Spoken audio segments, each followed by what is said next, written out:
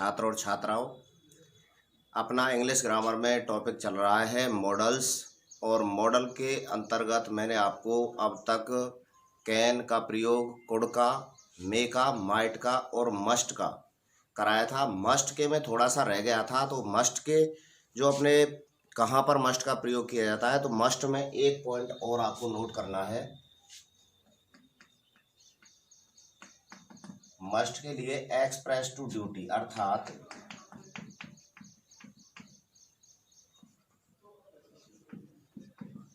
कर्तव्य का बोध कराने के लिए, किसके लिए? कर्तव्य का बोध कराने के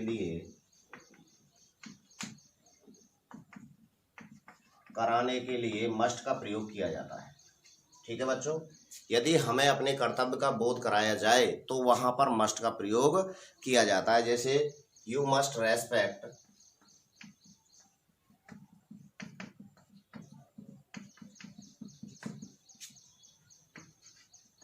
your elders, you must respect your elders, या you must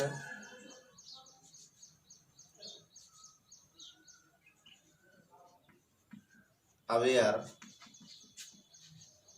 of your theme, you must aware of your theme अर्थात तुम्हें अपने एम जो है, लक्ष्य जो है, उसके प्रति जागृत रहना चाहिए।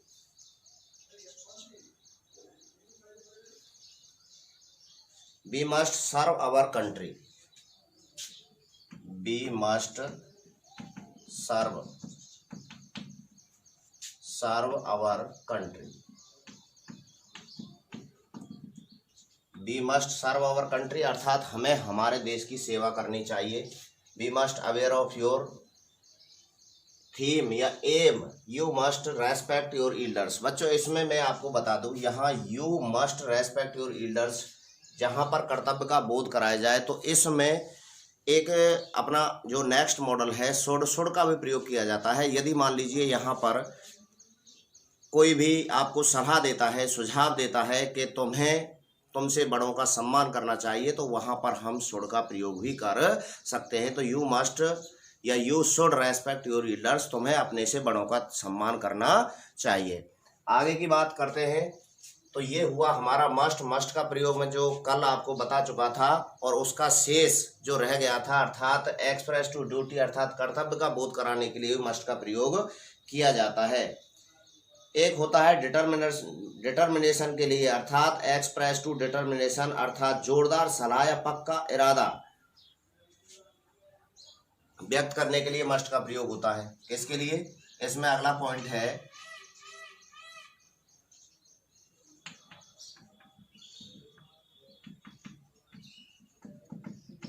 डिटर्मिनेशन अर्थात पक्का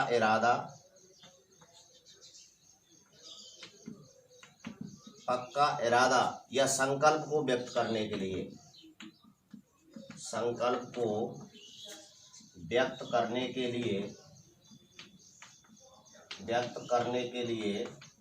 मस्ट का प्रयोग किया जाता है।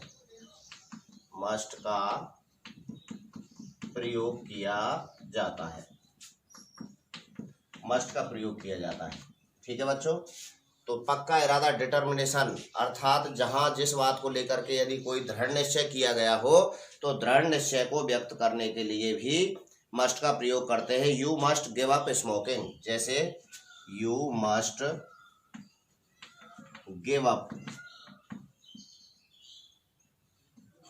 Give up smoking. यहाँ पर डिटर्मिनर्स को व्यक्त करा, you must give up smoking अर्थात तुम्हें धूम्रपान को छोड़ देना चाहिए। तुम्हें धूम्रपान के प्रति बिल्कुल कैसा रहना चाहिए, जिससे कि तुम्हें कभी भी ऐसा महसूस ना हो कि तुम्हें धूम्रपान करने की आवश्यकता है, अर्थात you must give up smoking, तुम्हें धूम्रपान को छोड़ देना चाहिए। और देखिए, जैसे मान लीजिए we must crush the terrorist, we must crush the terrorist, we must crush the terrorist.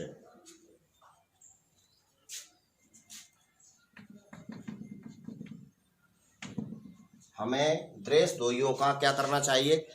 खात्मा करना चाहिए, उन्हें नष्ट करना चाहिए। देश के प्रति सच्ची निष्ठा दिखाने के लिए हमें उनका खात्मा करना चाहिए। तो ये हुआ मस्ट का प्रयोग कहाँ कहाँ और किस प्रकार से किया जाता है बच्चों। तो मैंने कल भी आपको मस्ट के बारे में बताया था और आज भी उसी के बारे में पुनः चर्चा की है।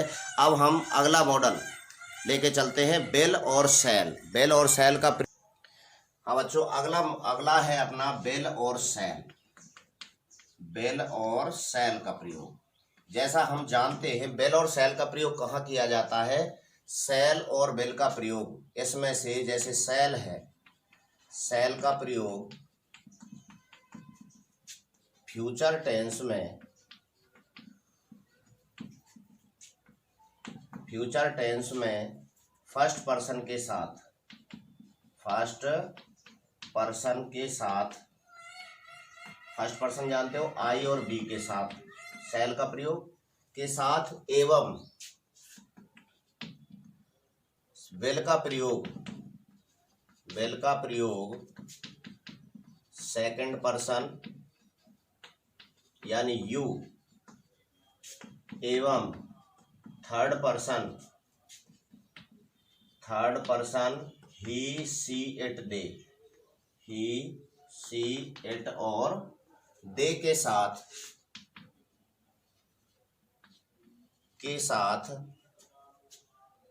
फॉर्मेशन को प्रकट करता है।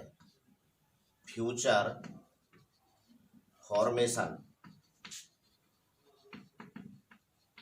को प्रकट करता है,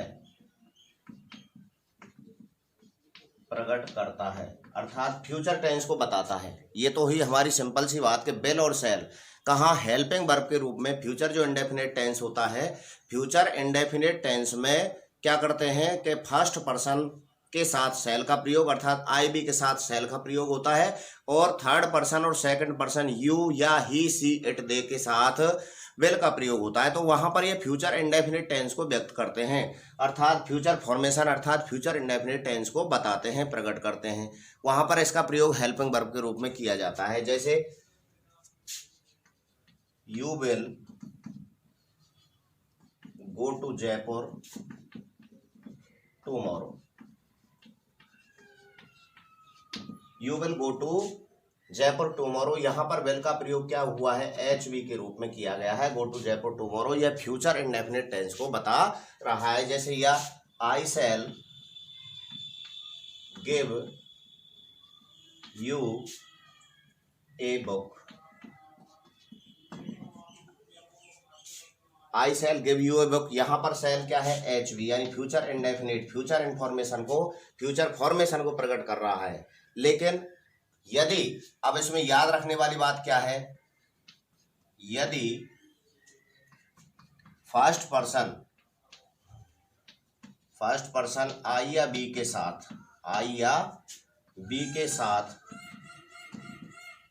वेल का प्रयोग, वेल का प्रयोग, फर्स्ट पर्सन आई या बी के साथ वेल का प्रयोग किसको व्यक्त करेगा? ये इंटेंशन,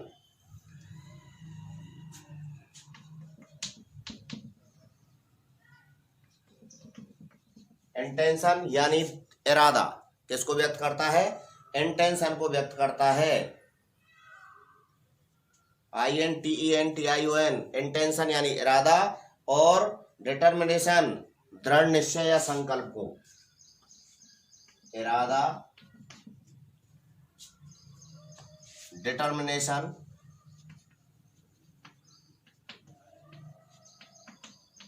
संकल्प, डिटर्मिनेशन यानी संकल्प को, या वार्निंग, चेतावनी, थ्रेट, धमकी,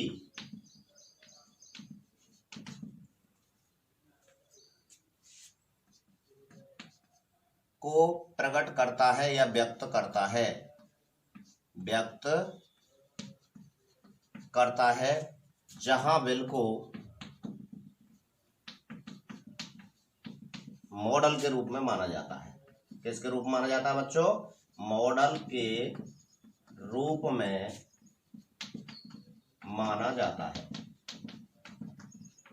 अब आपकी समझ में आ गया होगा कि विल का प्रयोग सिंपल फ्यूचर को बताने के लिए, फ्यूचर इंडेफिनिट टेंस को व्यक्त करने के लिए विल के प्रयोग में क्या आता है कि विल का प्रयोग सेकंड पर्सन और थर्ड पर्सन के साथ किया जाता है। यदि मान लीजिए किसी वाक्य में फर्स्ट पर्सन के साथ विल का प्रयोग हुआ है तो वहां पर वह इन भावों को व्यक्त करता है, जिसमें है इंटेंशन यानी इरादा, डिटर्मिनेशन संकल्प, या वार्निंग चेतावनी, या थ्रेट धमकी को स्पष्ट करता है। और वहां पर विल हमारा मॉडल के रूप में माना जाएगा, अर्थात मॉडल का काम करता है। इसी प्रकार से दूसरा,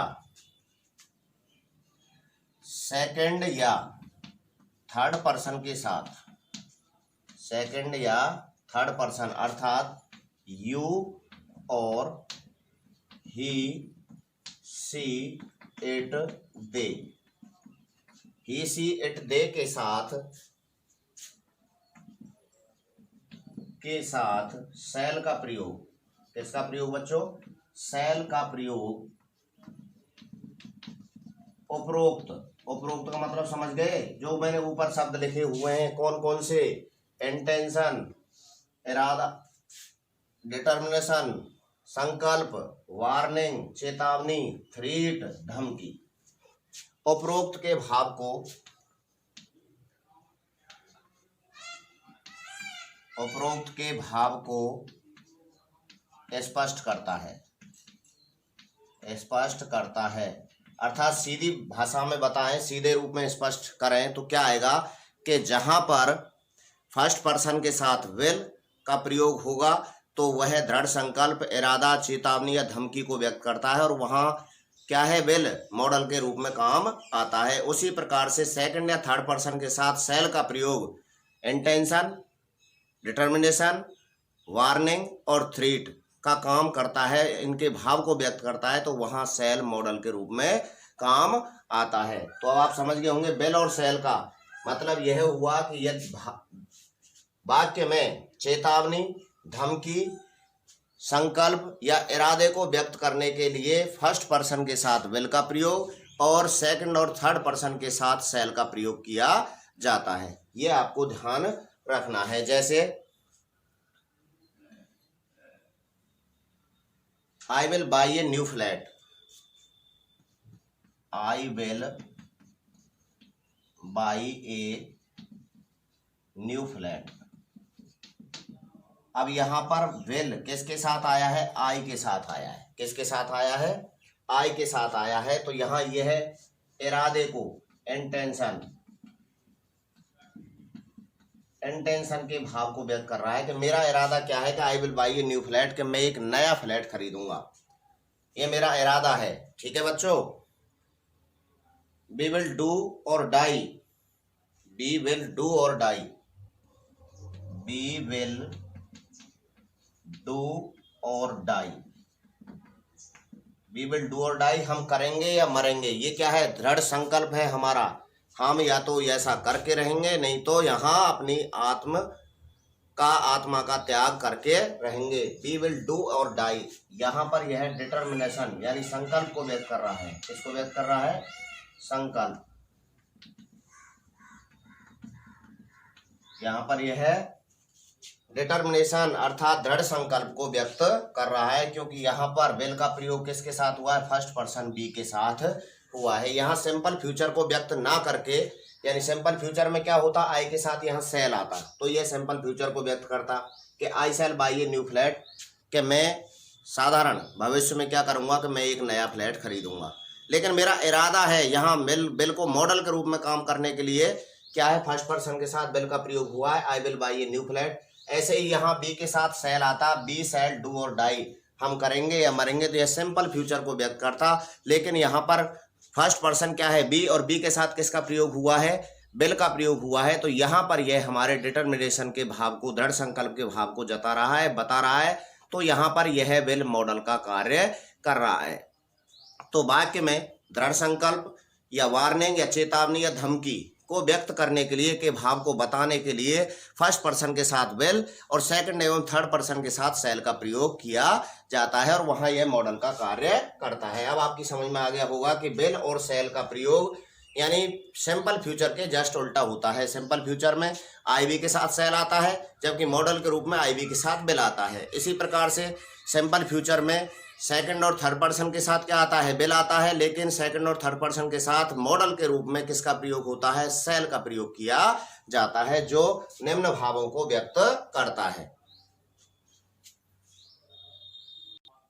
अच्छा बच्चों, ध्यान देने योग्य जो बात है वो क्या है कि यदि हमारा सेंटेंस कोई इंटरोगेटिव हो, इंटरोगेटिव यानी प्रश्नवाचक वाक्य हो, तो वहां हमें फर्स्ट पर्सन के साथ शैल का ही प्रयोग करना है, ये विशेष रूप से ध्यान देना है, और सेकंड और थर्ड पर्सन के साथ विल का प्रयोग करना है। तो इसे आप नोट लगा करके लिखेंगे कि चाहे वाक्य में धमकी, चेतावनी या दृढ़ संकल्प या इरादे का भाव व्यक्त हो रहा हो, यदि सेंटेंस इंटरोगेटिव है, यदि सेंटेंस इंटरोगेटिव यानी प्रश्नवाचक क्या है, प्रश्नवाचक है, तो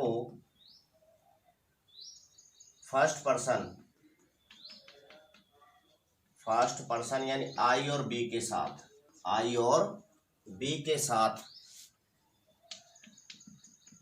साथ शैल का प्रयोग एवं सेकंड और थर्ड पर्सन के साथ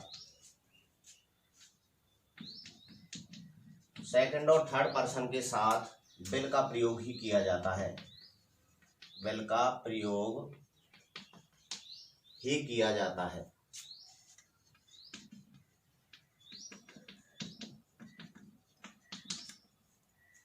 अब बात इसमें ध्यान देने योग्य क्या है, यदि हमारा सेंटेंस कैसा है, सिंपल है, तो मैंने जो बताए थे आपको वार्निंग, इंटेंशन, डिटर्मिनेशन, थ्रीट, इनका भाव व्यक्त करने के लिए इनका उल्टा था, फर्स्ट पर्सन के साथ विल का प्रयोग, सेकंड और थर्ड पर्सन के साथ शैल का प्रयोग। लेकिन यदि वाक्य हमारा इंटरोगेटिव दिया हुआ है तो इन्हीं का भाव व्यक्त करने के लिए हम फिर सिंपल फ्यूचर की तरह व्यवहार करना है, अर्थात फर्स्ट पर्सन के साथ शैल का प्रयोग और सेकंड और थर्ड पर्सन के साथ विल का प्रयोग करना है। जैसे मान लीजिए वाक्य होता shall be attend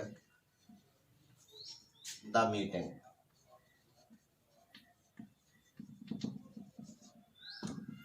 shall be attend the meeting, क्या हम मीटिंग को अटेंड करेंगे, shall be attend the meeting, अर्थात यहाँ पर इरादा है लेकिन फिर भी यहाँ बी के साथ किसका प्रयोग हुआ है, शैल का प्रयोग किया गया है। Shall I bring a glass of water for you, shall I bring a glass of water for you, shall I bring a glass of water for you, क्या मैं आपके लिए एक गिलास पानी का लेकर के आऊंगा, अर्थात मेरा इरादा है लेकिन फिर भी यहाँ पर आई के साथ शैल का प्रयोग हुआ है क्योंकि वाक्य हमारा कैसा है, इंटरोगेटिव है। तो विशेष रूप से ध्यान देना है, यदि वाक्य सिंपल हो तो मॉडल के रूप में यहाँ बी के साथ विल का प्रयोग करना था और यहाँ आई के साथ भी विल का प्रयोग करना था। यदि वाक्य हमारा इंटरोगेटिव है तो हमें उसका उल्टा करना है, अर्थात फर्स्ट पर्सन के साथ शैल, सेकंड और थर्ड पर्सन के साथ विल का प्रयोग ही किया जाता है। अगर मान लीजिए सिंपल सेंटेंस है जैसे I will beat you, I will beat you, यहां पर क्या है, थ्रीट, धमकी है,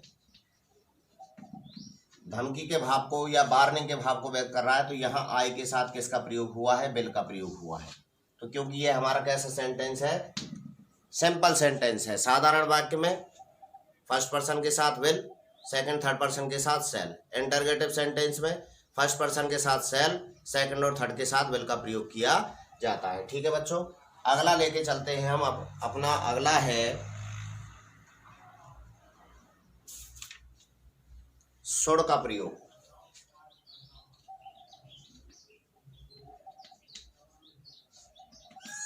वैसे तो हम सभी जानते हैं कि सेल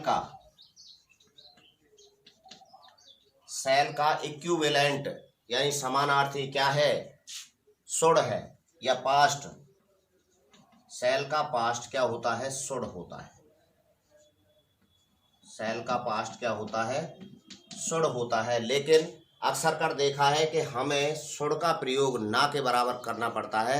सेल की शुड की जगह पे किसका, वुड का ही प्रयोग किया जाता है। जैसे मैं एक एग्जांपल से आपको स्पष्ट करूं कि I cell by this computer. जैसे हमारे पास ये है आई सेल बाय ए कंप्यूटर, ये है। जब मैं इसको चेंज करूंगा तो I said that I would buy a computer.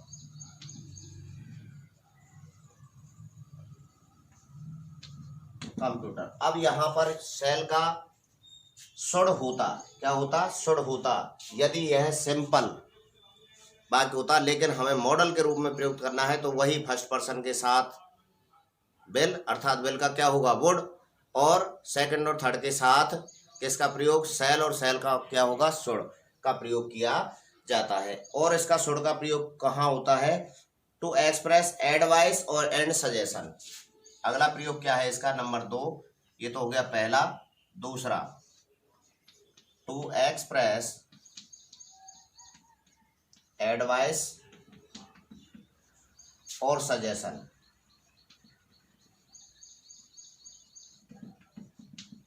अर्थात सलाह या सुझाव देने के लिए, सलाह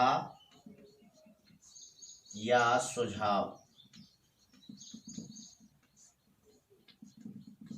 देने के लिए या सुझाव या सलाह का भाव व्यक्त करने के लिए शुड का प्रयोग किया जाता है।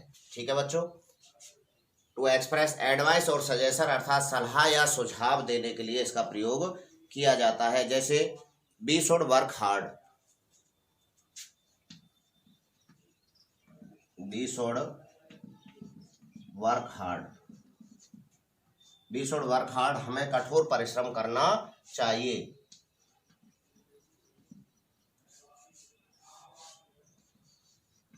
You should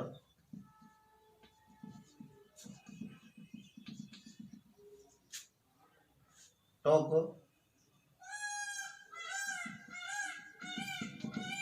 medicine at right time, तुम्हें सही समय पर अपनी दवाइयां लेनी चाहिए।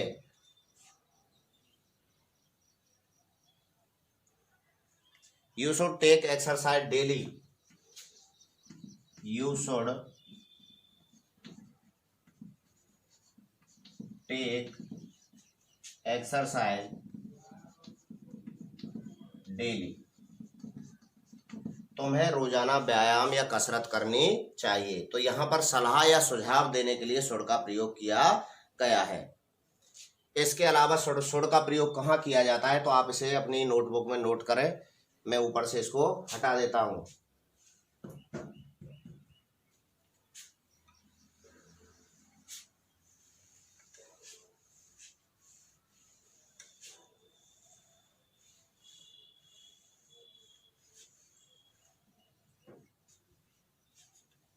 तीसरा, शुड का प्रयोग कहाँ किया जाता है, टू एक्सप्रेस मॉरल ऑब्लिगेशन, नैतिक अनिवार्यता की अभिव्यक्ति के लिए। टू एक्सप्रेस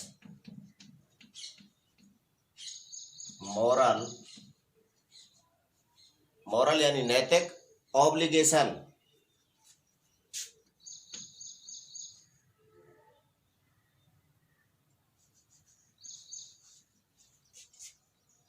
OBLI,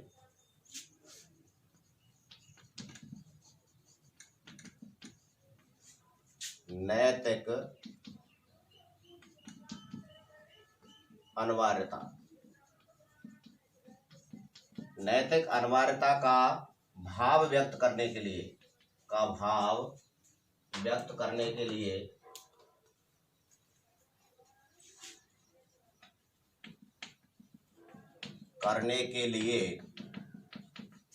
शुड का प्रयोग किया जाता है। शुड का प्रयोग किया जाता है। नैतिक ऑब्लिगेशन, नैतिक अनिवार्यता। नैतिक अनिवार्यता जो हमारे नैतिक दायित्व होते हैं, जो नैतिक कर्तव्य बनते हैं, उसके लिए हम शुड का प्रयोग करते हैं। जैसे we should help the poor and needy, जैसे एग्जाम्पल के तौर पर we should help the poor और नीडी, हमें गरीब और आवश्यकता वाले लोगों की मदद करनी चाहिए। तो इसमें क्या है, मॉरल ऑब्लिगेशन है, अर्थात नैतिक अनिवार्यता है कि हमें गरीब और आवश्यक लोगों की मदद करनी चाहिए, जिन लोगों को किसी चीज की आवश्यकता है और जो गरीब हैं। We should be obedient to our parents, we should B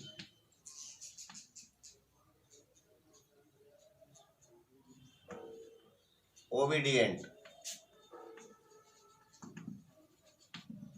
B should be obedient to our parents, to our parent, हमें अपने माता पिता के प्रति आज्ञाकारी रहना चाहिए। Students should respect their teachers, students should respect their teachers,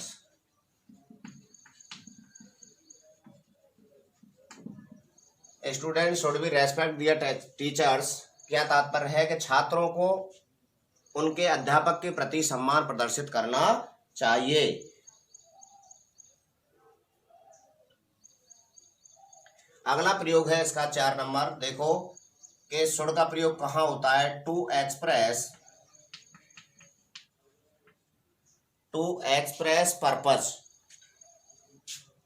express purpose,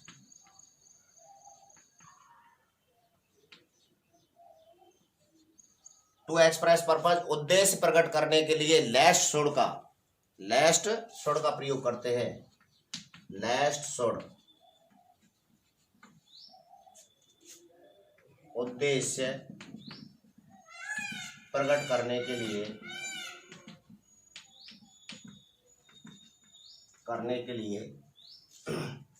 लेस्ट should का प्रयोग किया जाता है,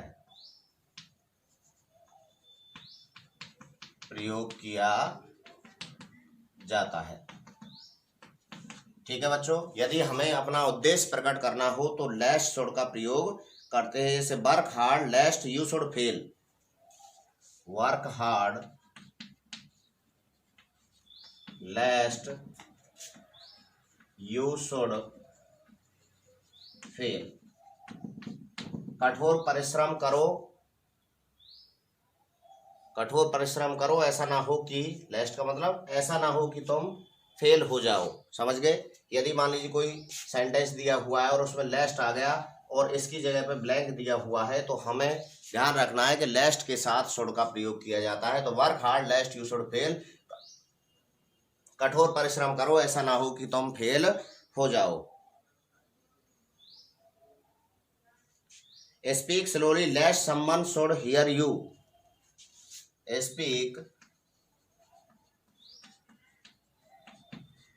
speak slowly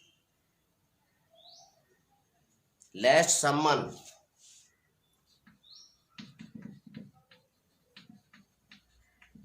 should hear you, धीरे बोलो ऐसा ना हो कि कोई तुम्हें सुन ले, धीरे बोलो ऐसा ना हो कि तुम्हें कोई सुन ले। तो किसका है, लेस्ट और शुड का प्रयोग किया गया है। तो लेस्ट और शुड का प्रयोग कब और कहाँ किया जाता है ये आपकी समझ में आ गया होगा कि उद्देश्य प्रकट करने के लिए, कि हमारा उद्देश्य क्या है, कि हमारा उद्देश्य है कि हम कठोर परिश्रम करें, ऐसा ना हो कि क्या हो जाए कि हम असफल हो जाएं। धीरे बोलो ऐसा ना हो कि कोई तुम्हें सुन ले। उद्देश्य क्या है कि जो व्यक्ति हम जिसको कहना चाह रहे हैं उसके अलावा कोई और ना सुने, ठीक है। तो जहां पर उद्देश्य प्रकट करना हो तो वहां पर लेस्ट के साथ शुड का प्रयोग किया जाता है।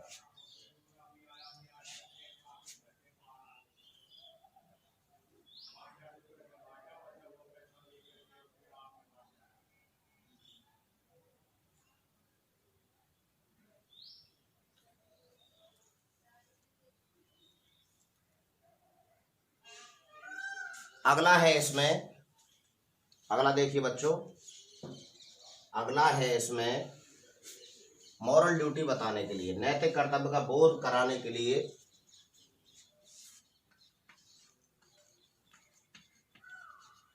मॉरल ड्यूटी, नैतिक कर्तव्य का बोध कराने के लिए, नैतिक कर्तव्य का बोध कराने के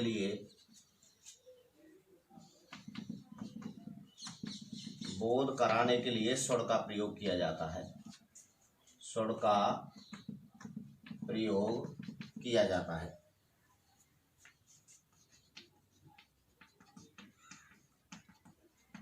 यानी बाध्यता नहीं है, मॉरल ड्यूटी में बाध्यता नहीं है। और जहां पर बाध्यता आ जाए, मैंने आपको बताया था कि बाध्यता आने पर वहां पर मस्ट का प्रयोग किया जाता है। तो यहां पर केवल मॉरल ड्यूटी है, ऑब्लिगेशन अर्थात we should have done the work earlier, you should not have committed such mistakes. जैसे we should respect, we should respect our elders, we should respect यानी कोई हमसे कहे कि हमें अपने से बड़ों का सम्मान करना चाहिए, तो ये हमारा नैतिक कर्तव्य है, हम उनका सम्मान करें, ये हमारा नैतिक उत्तरदायित्व आता है। यदि यहाँ बाध्यता होती तो यहाँ शुड की जगह पे किसका प्रयोग होता, मस्ट का प्रयोग होता। तो नैतिक कर्तव्य का बोध कराने के लिए शुड का प्रयोग किया जाता है। और देखिए, जैसे और मैं आपको एग्जाम्पल बताऊं, जैसे you should not have to committed such mistakes, you should